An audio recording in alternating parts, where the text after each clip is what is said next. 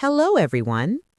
Welcome to Day 2 of the 30 Days Spoken English Challenge. Today's topic is morning routine and siblings fight. These questions are from daily life. Listen carefully. Try to speak slowly with me. Let's start. Questions. What time do you wake up? Do you feel lazy after waking up? Do you check your mobile first? Do you turn off the alarm quickly? Do you wake up late sometimes? Who wakes you up at home?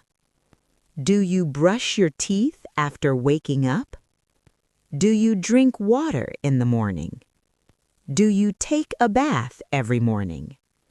Do you feel sleepy while bathing? What do you eat for breakfast? Do you skip breakfast sometimes? Who makes breakfast at home? Do you use your mobile during breakfast? Do you get late because of breakfast? Do you fight with your sibling? Why do you fight with your sibling? Do you fight over the mobile or TV? Who starts the fight at home?